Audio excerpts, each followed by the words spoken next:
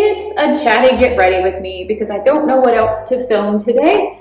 So if you aren't really here for a get ready with me, that's totally understandable. But if you just want to do your makeup with somebody and hear about how my life is going lately, I will ask two requests of you. Number one, please pardon my hair. I just got out of the shower and I just washed it, and it is really a whole ass mess right now. But I will brush it before the end of this video, I promise.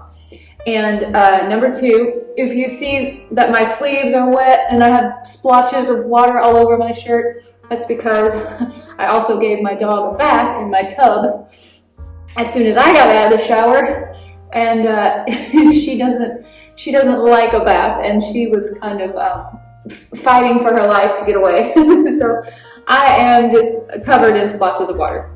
Anyway, to do a get ready with me, I am getting ready for the day, but I don't really have any real plans for today. I know Michael and I are going to go out to the chiropractor, and now that I'm thinking about it, on days we go to the chiropractor, I usually don't put foundation on because, you know, when you put your face down in that hole, it all just rubs right off. But oh well, here we are. I'm not making all the smartest decisions today. That's fine. It has been so cold in Florida, like record-setting. I keep asking the locals. I have lived in Florida in the past, but I am not a native Floridian, and I keep asking the locals what in the world is going on. And they're all like, this is not normal, this is not natural, this has not happened since 1933, this has never happened in our lifetime. It has gotten down into the 20s, I think every single night this week. I had bought a whole bunch of tropical plants when we moved in here that I'm very, very excited about. And I've had to bring all of them in the house. Thank goodness some of them, the biggest ones, I had not actually potted in their ceramic pots yet, because if I had, I would not have been able, even Michael, I don't think would have been able to bring them indoors. They're just so big and heavy. But everybody's fine. Everybody is surviving. I heard about this phenomenon that happens.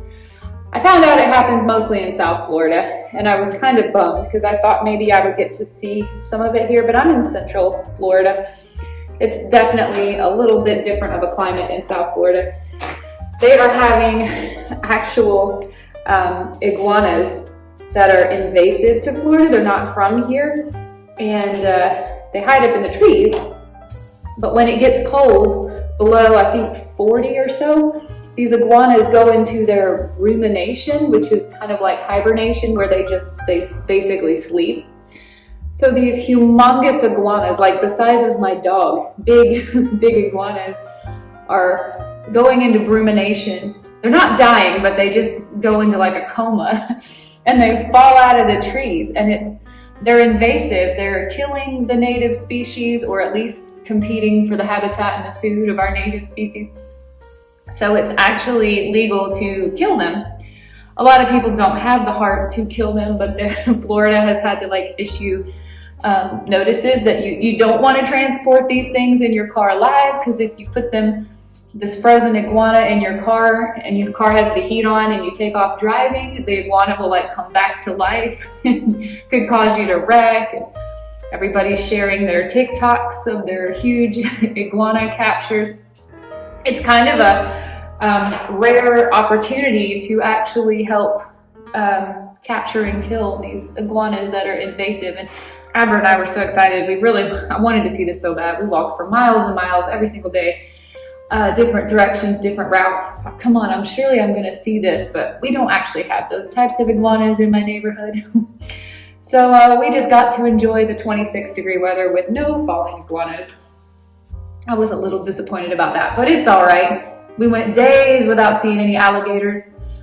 I had just started to film the alligator video that I posted last week. I had just started to film it, not realizing that when the weather got so cold, the alligators were also going to go wherever gators go when it's cold. I guess they go to the bottom of the water and just kind of, I don't know if they go dormant. I don't really know, because they have to come up for air, but I thought that gators would come out and be in the sun in like the warmest parts of the day. But when the warmest part of the day in Florida is only like 40 Fahrenheit, if that, they never came out. So I was really struggling trying to make that video because I started it on like the last warm day, even though it was foggy and overcast, and it took days for me to be able to see any gators. But anyway, I'm glad they're all starting to come back out now. Yesterday's high was 64. Today it's gonna get up to be 72. And this right here, this is my kind of weather. I'm so excited for it to be warm again. 72 for me is still long pants and maybe a t-shirt. I'm probably gonna swap this out, put a tank top under it so that if it does get too hot, I can come out of it. I should have put this in my empties category. This is basically empty. And that would be the second time I would have told you it's run out, and both times I managed to hit new life. If I just sit here and work hard enough, I can get more product out of here. And the project planner in me is not going to be satisfied until it's all gone. So I am getting ready. Like I said, I don't have an exciting day planned, but we are going to go to the chiropractor on my husband's lunch break. And then this afternoon, I'm going to go do something kind of fun. I think I've mentioned before, I do 3 YouTube channels. This is the one that I do all by myself, and it's just kind of makeup focused. But Michael and I, my husband, we do daily vlogging. We've been daily content creators now for well over 3 years, but only started daily vlogging back in September of last year. However, I have this channel, and then in early January, one of my best friends in North Carolina, she wanted to start a YouTube channel. Well, we both did. We both wanted to start a YouTube channel together. I don't remember whose idea it was, but it was like an immediate, yes, we should totally do that. Her name is Crystal. She also has her own YouTube channel where she shows old, cool, interesting real estate in the state of North Carolina. But we started an adventure channel together. And that was right before I knew I was going to be moving to Florida. It was an idea Michael and I were tossing around, but we hadn't really committed to it. So she and I were able to film, we do 1 video a week. So we were able to film 1 month's worth while I still lived in North Carolina.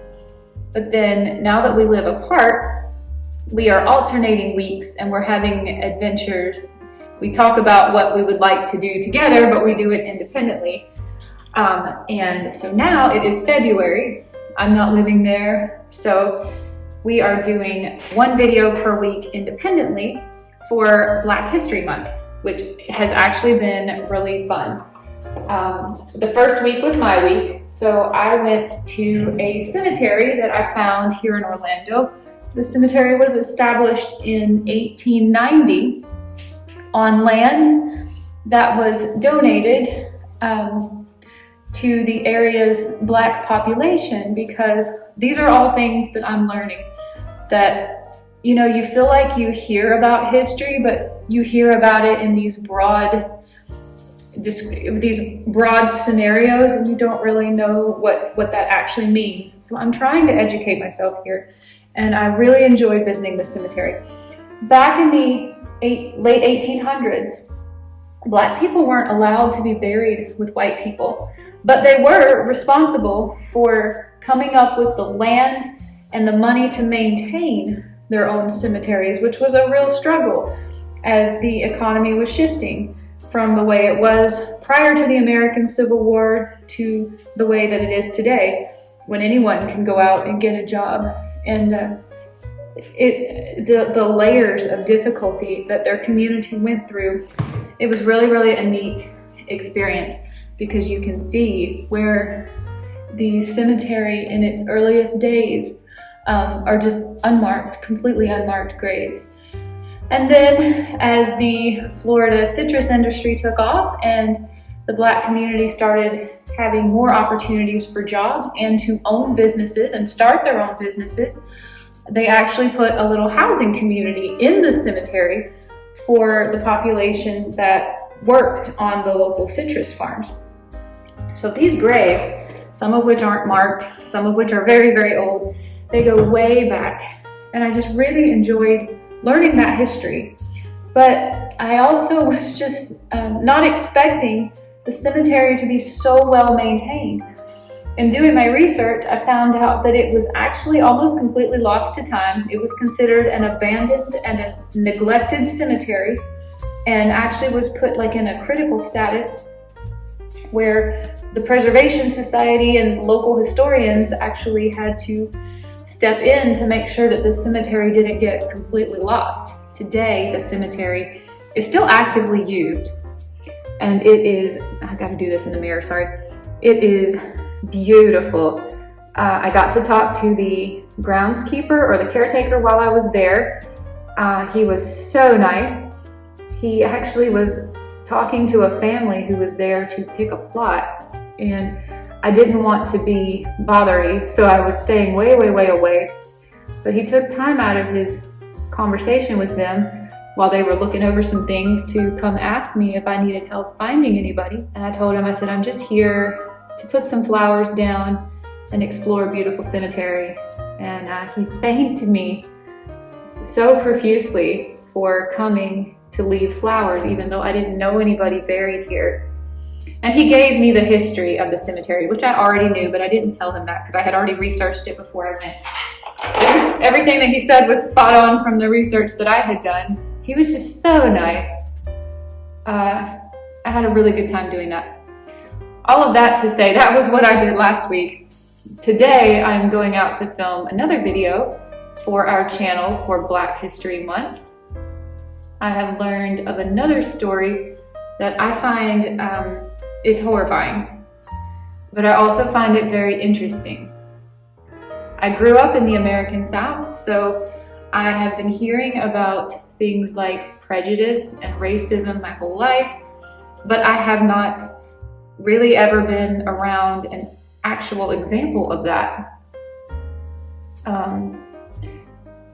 But I am very interested in history, and my love of history, it's been my whole life, but I spent most of my life learning about the history of England, the history of Europe, American Revolutionary history. It wasn't really until we moved to Florida that I actually started to be interested in local history. And I'm now interested in local history in my hometown too, but when we came to Florida the first time and I started getting interested in local history, I started learning, Florida's a pretty young state. Florida is not much older than the time of the American Civil War. So there is a lot of history here. And I learned last year about the Ocoee, Florida massacre, which is something that's happened back around 1920. I believe it was in November around election time. And I don't really want to tell the whole story here on the Makeup channel. That's not really what this channel is for. But I felt really humbled by what I learned. This was one of the first times that I had really gone out of my way to learn about something, and then just found myself kind of horrified by what I found out. And every time I learn an interesting historical fact like that, it makes me more aware of just what the world used to be like before I became part of it, how the way the world used to be created the world that I'm in today, and all the ways that I reap a lot of benefits from the world that I'm in. I feel like it's important to keep learning. I don't want to stop learning. And I also feel like some of these stories really need to be pushed out there in any way that's possible. So I have already wrote out my script. I've done all my research. I'm gonna go out and film it today. It won't be on this channel. I don't really know that it's a story that really has a place on a lighthearted and makeup, bubbly, fun, girly channel, but I did want to look presentable when I go out there and take my flowers and do this story. So I hope you've enjoyed hearing a little bit about what I've been up to. Let's end on a positive note. I bought myself a piano. I'm very excited to get back to playing again. It's been years since I've had a piano, and I'm so terribly out of practice that, well, two things. I'm so terribly out of practice, I sound horrible, but also it has been so cold. My fingers are cold all of the time. I played for like an hour and a half 2 days ago, and my fingers just never warmed up. I could hardly even feel the keys. They were hurting, they were numb, but they were also hurting. It's just been so cold in Florida. I haven't even enjoyed practicing my piano. I cannot get my silver flute warmed up. We're just ready for warm weather down here. It's supposed to be 72 today. I'm very excited about that, but it is 36 out there right now. 36 for me is too cold to do anything. I'm about to bundle up. I need to put a tank top on in case it gets hot, and I need to put a jacket on because I'm currently freezing. I'm gonna go out and do these videos. So anyway, I am ready, dressed, pressed, and ready to go. Thank you so much if you're here. If you did your makeup with me, I appreciate it, and I will see you another day in another video.